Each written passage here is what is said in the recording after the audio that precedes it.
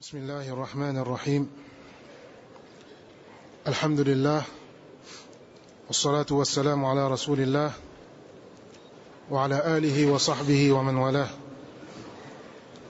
وبعد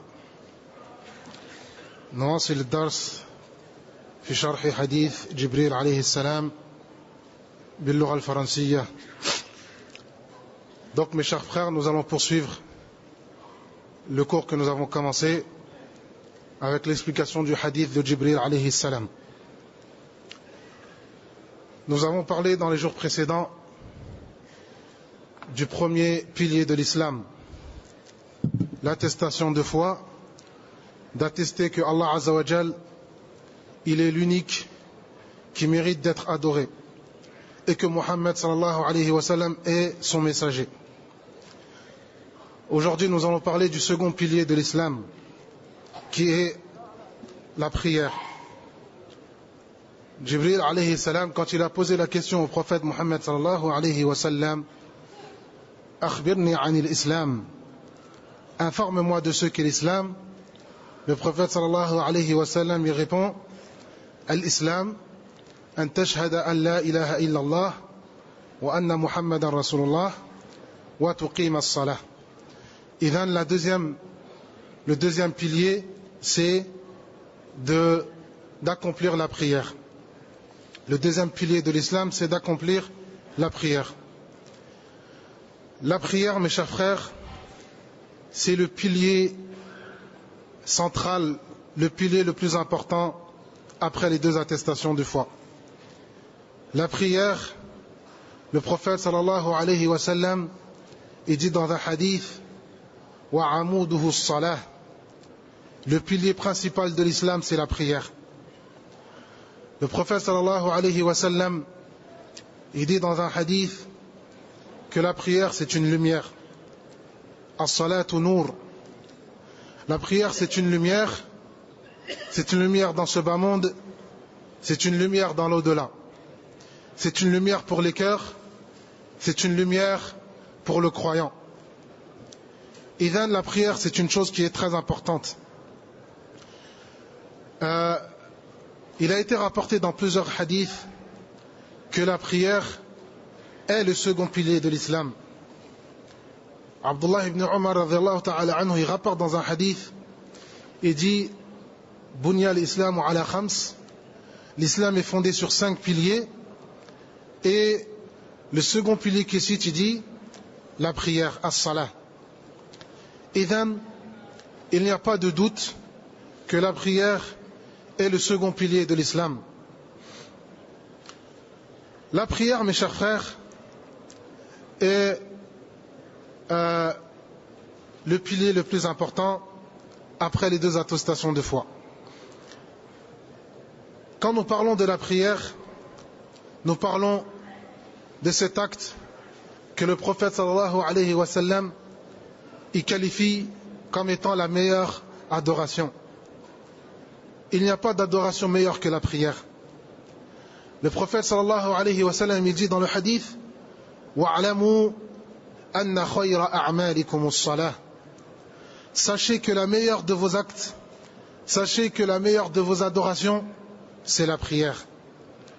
Idhan, il n'y a rien de mieux que la prière.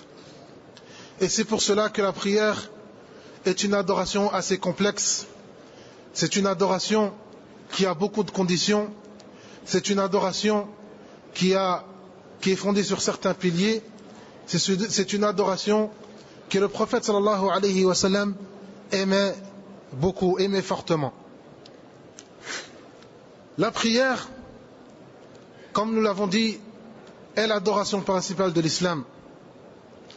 Donc, quel est le statut de la personne qui se prétend musulman mais qui n'accomplit pas la prière? C'est une question importante à laquelle nous devons répondre. Le statut de la personne qui se prétend musulman, qui s'affilie à l'islam mais qui n'accomplit pas la prière. Le prophète sallallahu alayhi wa sallam lui-même a répondu à la question. Ce ne sont pas les ulama, ce ne sont pas les savants qui ont définir le statut de cette personne, mais c'est bien le prophète sallallahu alayhi wa sallam en personne.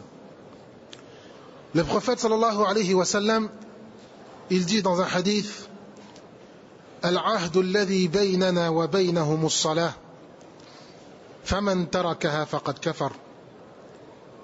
Le prophète sallallahu alayhi wa sallam, il dit: le pacte qui fait la différence entre nous et eux, le pacte qui fait la différence entre les croyants et les mécroyants, c'est l'accomplissement de la prière. Celui qui délaisse l'accomplissement de la prière a mécru. Il dit dans un autre hadith: Bayna al-rajuli wa bayna al-kufri aw al-shirk tark as-salah. La seule chose qui sépare le musulman de la mécréance ou de l'apostat, c'est de délaisser la prière. Et comme vous le voyez, le prophète sallallahu alayhi wa sallam lui-même a déterminé le statut de la personne qui n'accomplit pas la prière. On ne peut pas prétendre être musulman, on ne peut pas prétendre avoir la foi et ne pas accomplir la prière. Nous allons faire une petite parabole. Une personne qui prétend être un ouvrier dans une certaine entreprise ou être un fonctionnaire dans une certaine entreprise. Mais cette personne ne va jamais accomplir son travail, ne va jamais accomplir la tâche qui lui est confiée dans cette entreprise. La seule chose qu'il risque, c'est de se faire virer de cette entreprise. Et c'est la même chose pour l'islam. Quand on prétend être musulman et qu'on n'accomplit pas la prière, le législateur lui-même nous a qualifiés comme étant mécréants. La prière est une chose très importante. Le prophète sallallahu alayhi wa sallam dit dans un hadith, nous citons beaucoup de hadiths dans ce sens, afin que ce soit clair que la prière est la chose la plus importante. Le prophète sallallahu alayhi wa sallam dit: La tatruki as-salata muta'ammidan, fa inna man taraka as-salata muta'ammidan faqad bari'at minhu dhimmatullah. Le prophète sallallahu alayhi wa sallam, il dit: ne délaisse jamais volontairement la prière, sous aucun prétexte.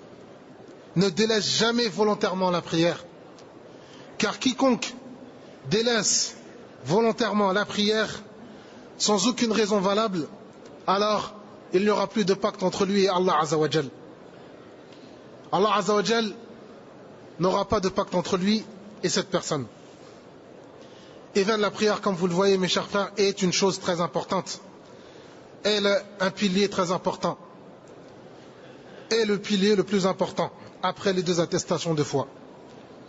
Et c'est pour cela que les compagnons du prophète sallallahu alayhi wa sallam, quand on leur demande le statut de la prière, ils ont dit exactement ce que le prophète sallallahu alayhi wa sallam leur a enseigné. Ali ibn Abi Talib radiyallahu ta'ala anhu, quand on lui demande le statut de la prière, le statut de celui qui n'accomplit pas la prière, il dit: Man taraka as-salata faqad kafar. Il dit: celui qui délaisse la prière a mécru. Il dit exactement la même chose que le prophète Muhammad sallallahu alayhi wa sallam. Ibn Abbas radiyallahu ta'ala anhu, lui aussi il dit: Man taraka as-salata fahuwa kafir. Celui qui délaisse la prière est un mécréant. On ne peut pas prétendre être musulman et ne pas accomplir la prière. Ce n'est pas possible. Soit on est musulman, on est croyant et on accomplit la prière, soit on n'est pas musulman et on n'accomplit pas la prière. On ne peut pas être entre les deux. On ne peut pas être musulman mais ne pas accomplir la prière. Ce n'est pas possible. Idhan, Abdullah ibn Mas'ud, il dit: celui qui n'accomplit pas la prière n'a pas de religion. Celui qui n'accomplit pas la prière ne fait pas partie de l'islam. Idhan, la prière, mes chers frères, est la chose la plus importante. Le prophète sallallahu alayhi wa sallam, dans ses derniers instants, il a fait deux choses. Il a dit deux choses. Il y a deux moments qui sont très émouvants et qui sont très importants concernant la prière. Avant la mort du prophète sallallahu alayhi wa sallam, quelques jours avant la mort du prophète sallallahu alayhi wa sallam, il répétait constamment autour de lui as-salah, as-salah, c'est-à-dire soyez assidus, soyez constants, faites attention à la prière. Faites attention à la prière. Il répétait constamment, faites attention à la prière, faites attention à la prière. Quelques jours avant sa mort, le prophète sallallahu alayhi wa sallam, il répétait sans cesse as-salah, as-salah, la prière, la prière, la prière, la prière. Pourquoi? Parce que la prière est la chose la plus importante. Et le jour de sa mort, sallallahu alayhi wa sallam, le jour de sa mort, la dernière fois que les compagnons ont vu le prophète sallallahu alayhi wa sallam, le jour de sa mort, c'était un moment très important. C'est un moment très important. Pourquoi? Parce que les compagnons du prophète sallallahu alayhi wa sallam, ils étaient en train d'accomplir salat as-subh. Ils étaient en train d'accomplir salat as-subh. Abu Bakr radiallahu anhu, c'était l'imam, et ils étaient en train de prier salat as-subh.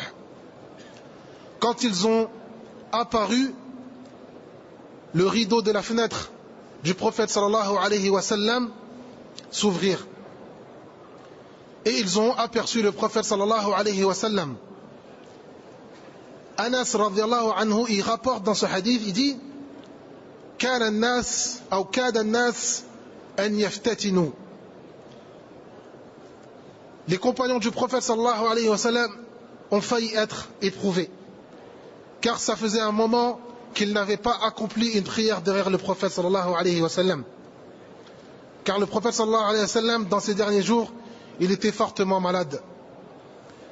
Alors, quand ils ont aperçu le prophète sallallahu alayhi wa sallam à travers le rideau de sa fenêtre, ils étaient tellement pris de joie et de bonheur que le prophète sallallahu alayhi wa sallam allait venir accomplir la prière avec eux, qu'ils ont failli être éprouvés dans leur prière. Mais le prophète sallallahu alayhi wa sallam n'était pas en état de venir accomplir la prière avec eux. Alors il leur a fait signe, de la main de continuer leur prière. Et là, c'est un moment très important, parce que le prophète sallallahu alayhi wa sallam, la dernière fois qu'il a vu ses compagnons, c'était quand ils étaient en train d'accomplir la prière. Et le prophète sallallahu alayhi wa sallam, il leur a fait un sourire. Le prophète sallallahu alayhi wa sallam, il leur a fait un sourire, et c'était le dernier moment que la grande majorité des compagnons du prophète sallallahu alayhi wa sallam ont vu le prophète. Et bien, c'est un moment important, car la dernière chose qu'ils ont retenue du prophète sallallahu alayhi wa sallam, c'est la satisfaction du prophète sallallahu alayhi wa sallam de leur prière. Le prophète sallallahu alayhi wa sallam, il était satisfait d'eux, il était satisfait de voir ses compagnons en train d'accomplir la prière. Et bien, la prière, mes chers frères, est la chose la plus importante de notre religion. La prière, quand on accomplit la prière, on doit l'accomplir comme le prophète sallallahu alayhi wa sallam nous l'a enseigné. Le prophète sallallahu alayhi wa sallam, il dit Sallu kama ra'aytumuni usalli. Accomplissez la prière comme vous m'avez vu accomplir la prière. Accomplissez la prière comme vous me l'avez vu à l'accomplir. C'est-à-dire que nous ne devons pas accomplir la prière d'une manière dont le prophète sallallahu alayhi wa sallam ne l'a pas accompli. Nous devons essayer de faire la prière exactement comme le prophète sallallahu alayhi wa sallam l'a accompli. Donc c'est pour cela que nous allons essayer de faire nous allons faire une petite description de la prière du prophète sallallahu alayhi wa sallam. Et quand on veut commencer à faire la prière, la première chose que nous devons nous assurer, c'est de respecter et de remplir les conditions de la prière. La première condition, c'est de nous assurer que nous sommes bien des musulmans.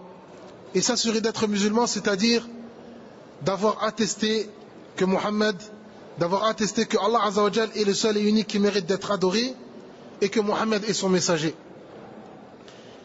Et de s'assurer que nous n'avons rien qui annule notre islam.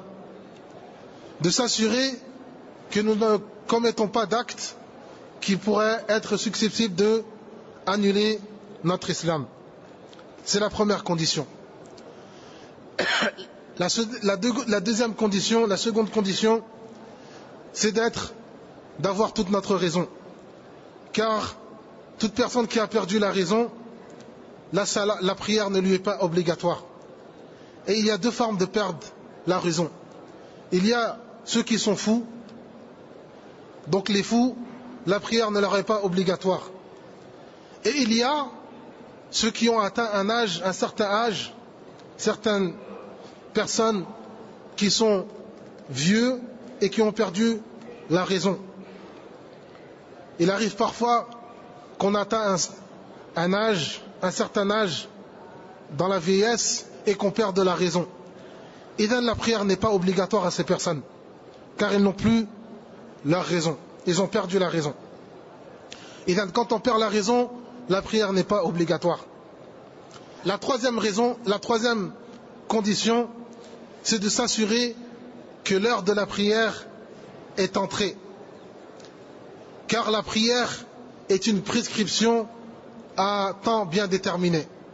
Inna salata kanat ala al-mu'minina kitaban mawquta. On ne peut pas prier avant l'heure. La quatrième condition, c'est de s'assurer de faire les ablutions. On doit faire les ablutions, et si on est en état d'impureté majeure, on fait les grandes ablutions. Allah Azza wa Jalla dit dans le Coran, Ya ayyuhalladhina amanu idha qumtum ila as-salah ila akhir al-aya. Et donc quand on a l'intention de faire la prière, il faut bien s'assurer d'avoir fait les ablutions correctement. La cinquième condition, c'est de se cacher les parties intimes. Les parties intimes pour un homme, ce sont entre le nombril et les genoux. Cette partie-là ne doit apparaître sous aucun prétexte pendant la prière. On doit bien cacher cette partie pendant la prière. La sixième condition, c'est de se vêtir de vêtements convenables.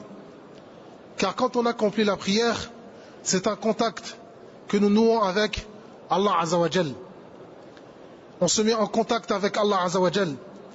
Et nous devons se vêtir, nous devons porter des vêtements convenables.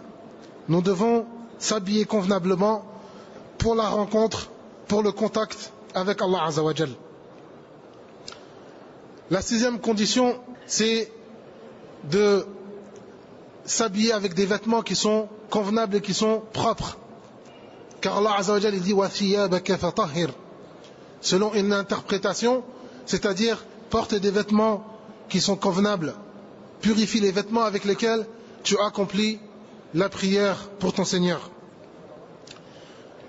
Et la dernière condition, c'est d'avoir une intention saine, d'être sincère quand nous accomplissons notre prière, d'accomplir la prière avec sincérité, de vouer la prière exclusivement pour Allah Azza wa Jal.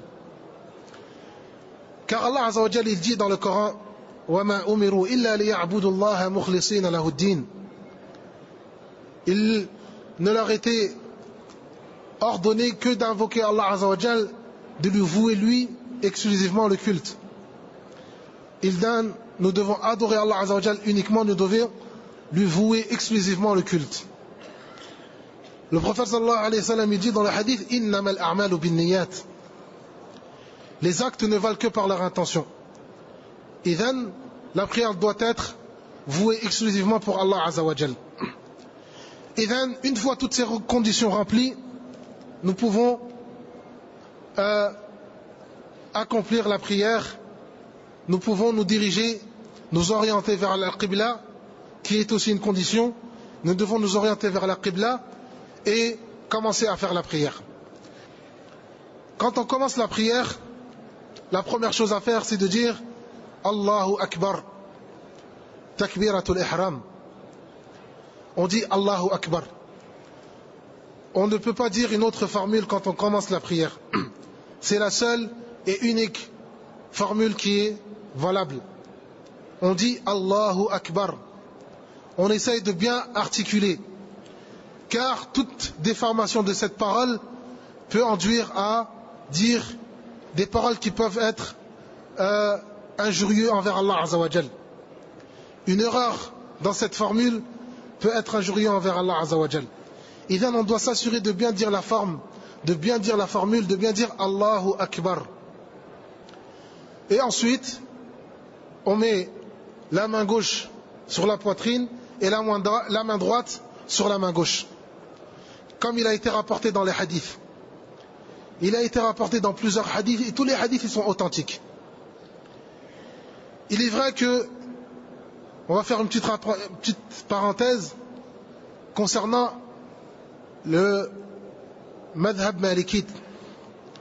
Car beaucoup de personnes qui se prétendent être du madhab malikite ou ceux qui s'affilient au madhab malikite disent que nous ne devons pas mettre la main droite sur la main gauche sur la poitrine dans la prière. Car il a été rapporté que l'imam Malik rahimahullah, il a été rapporté qu'il a dit que c'est quelque chose qu'il déteste dans la prière obligatoire. Mais il faut savoir que l'imam Malik rahimahullah, il avait plusieurs élèves. L'imam Malik, il avait beaucoup d'élèves. Il fait partie des imams qui avaient le plus d'élèves. Il avait des centaines d'élèves. Et parmi les élèves de l'imam Malik, il y a un groupe d'élèves qui étaient des habitants de Médine. Et ce groupe d'élèves, quand ils leur ont demandé, quand ils furent questionnés du statut de poser la main droite sur la main gauche sur la poitrine dans la prière, alors eux ils ont rapporté que l'imam Malik, il a dit que c'était une sunna. Et là nous avons deux versions. On a un groupe d'élèves de l'imam Malik qui nous disent que c'est une sunna. Et on a un groupe d'élèves de l'imam Malik qui nous disent que l'imam Malik il a détesté cette chose.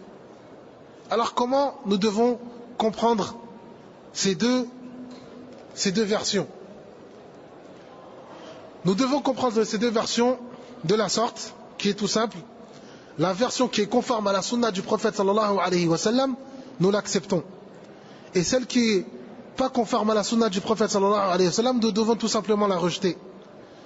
Car l'imam Malik rahimahullah, il dit Kullun yu'khadhu min qawlihi wa yutrak illa sahib hadha al-qabr. L'imam Malik, il était enseignant dans la mosquée du prophète sallallahu alayhi wa sallam. Et un jour il dit chaque personne qui dit une parole, il y a des paroles que nous allons accepter de lui et il y a des paroles que nous allons rejeter. Sauf le prophète sallallahu alayhi wa sallam. Toute parole qui a été authentifiée, toute parole venant du prophète sallallahu alayhi wa sallam et qui a été authentifiée, nous l'acceptons directement. Idhan, il a été rapporté du prophète sallallahu alayhi wa sallam que le prophète sallallahu alayhi wa sallam, il mettait sa main droite sur sa main gauche, sur sa poitrine pendant la prière. Idhan, quand on veut accomplir la prière, quand on veut accomplir une prière qui ressemble à la prière du prophète sallallahu alayhi wa sallam, nous devons impérativement mettre la main droite sur la main gauche, sur la poitrine dans la prière. même si ce n'est pas un acte obligatoire, les ulama sont unanimes que ce n'est pas obligatoire, mais c'est une sunna du prophète sallallahu alayhi wa sallam. Ensuite, quand on fait la prière, on doit se mettre debout. Allah Azza wa Jalla dit wa qumu lillahi qanitin. Accomplissez la prière en étant debout. Ensuite, on récite Surat al-Fatiha. La récitation de Surat al-Fatiha est une obligation, est un pilier de la prière.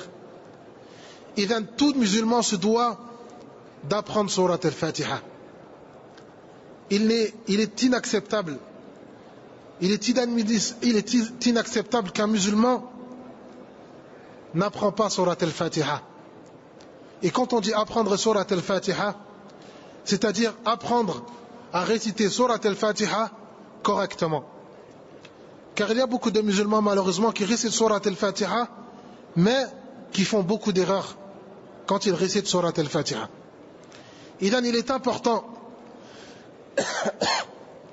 est important d'apprendre Surat al-Fatiha. Et il n'y a pas d'âge. Quel que soit l'âge que nous avons, nous devons apprendre à réciter Surat al-Fatiha correctement, car Surat al-Fatiha est un pilier de la prière. Le prophète sallallahu alayhi wa sallam dit La salata liman lam yaqra bi fatihati al-kitab. La prière de celui qui ne récite pas Fatihat al-Kitab, la prière de celui qui ne récite pas Surat al-Fatiha n'est pas valable. Et then, nous devons impérativement réciter Surat al-Fatiha correctement. Ensuite, nous récitons une deuxième sourate qui n'est pas une obligation. Mais ce qui est obligatoire, c'est Surat al-Fatiha. Ensuite, on fait un ruku', l'inclinaison. On s'incline devant Allah Azza wa Jal. Et de s'incliner devant Allah Azza wa Jal est un pilier de la prière. Et après s'être incliné, on se relève. Et ceci, se relever après l'inclinaison est un pilier de la prière. Et on dit Sami Allahu liman hamidah. De dire Sami Allahu liman hamidah aussi est un acte qui fait partie des actes de la prière.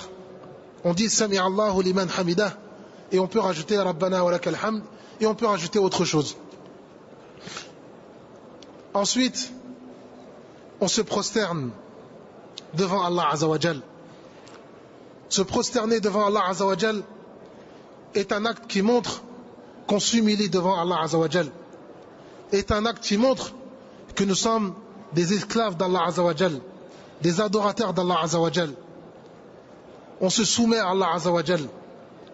Il n'y a pas de manière de s'humilier dans le monde. Il n'y a pas de forme d'humiliation qui peut être plus humiliante que de placer son front sur la terre. De placer son front, son visage par terre contre le sol.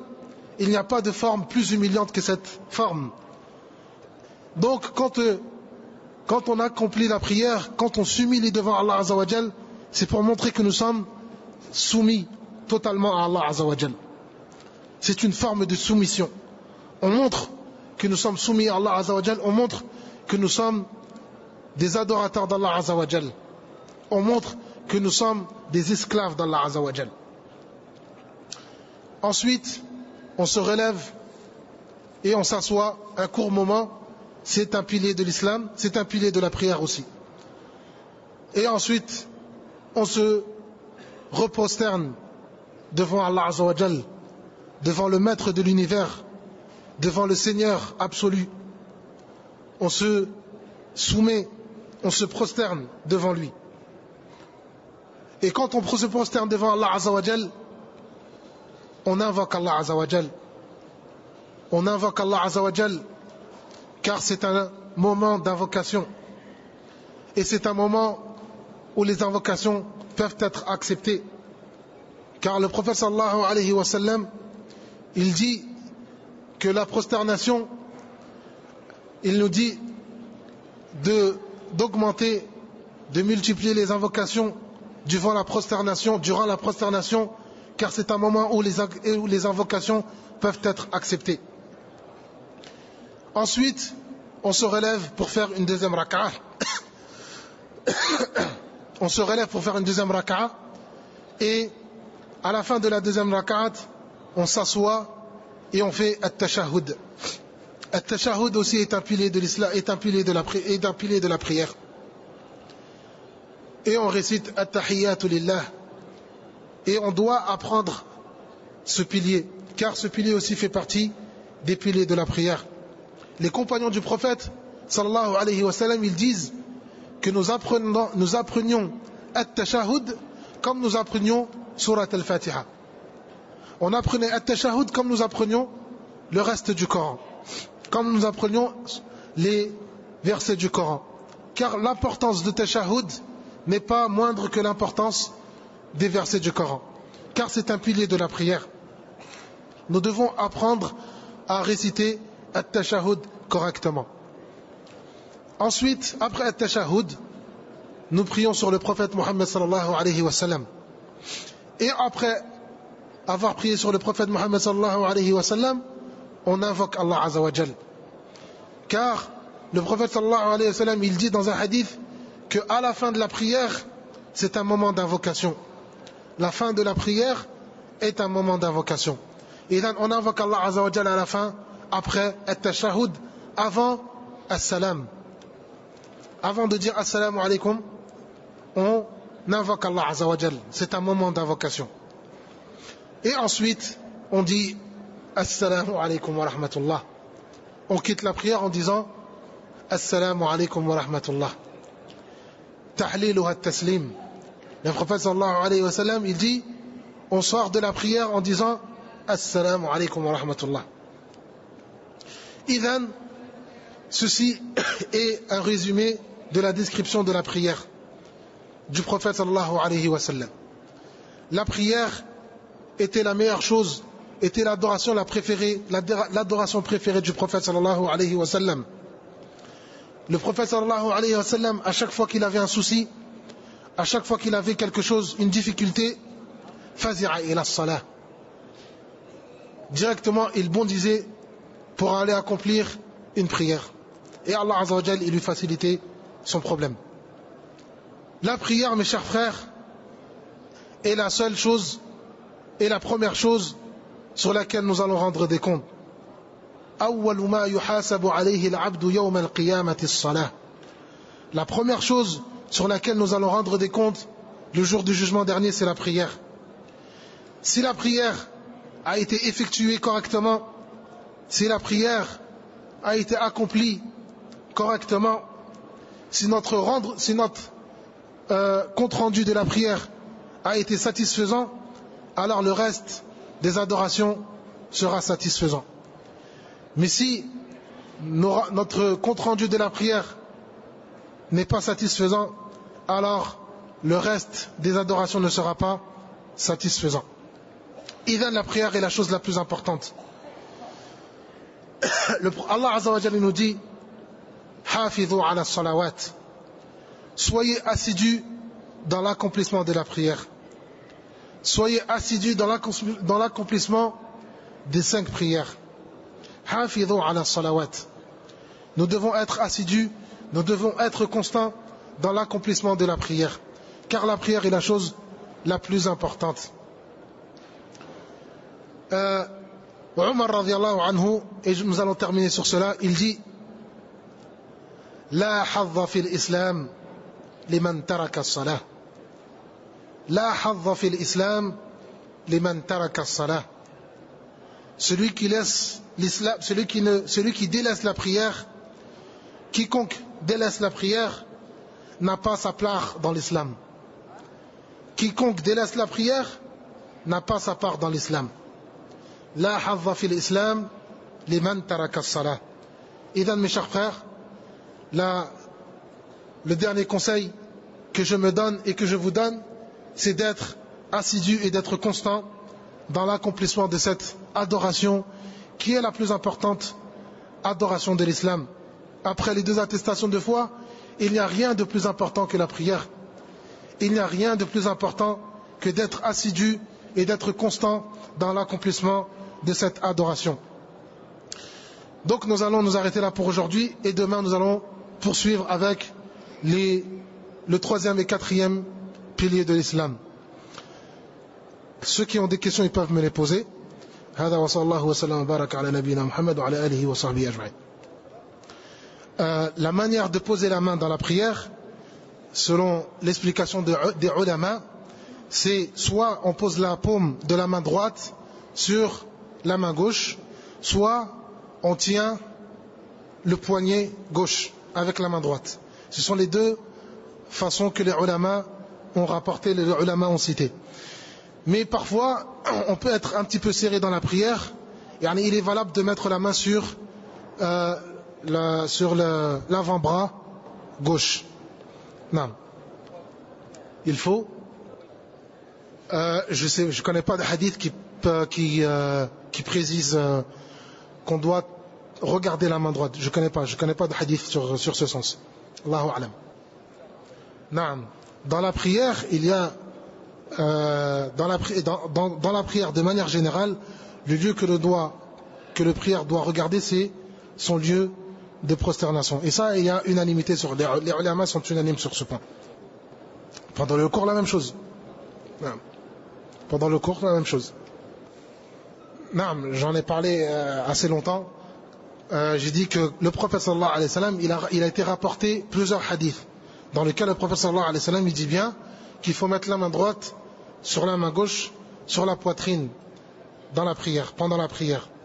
Donc le hadith, il est clair. Mais il y a été rapporté, comme par exemple l'imam Malik, comme j'ai dit dans le cours, l'imam Malik, il a été rapporté de lui deux versions.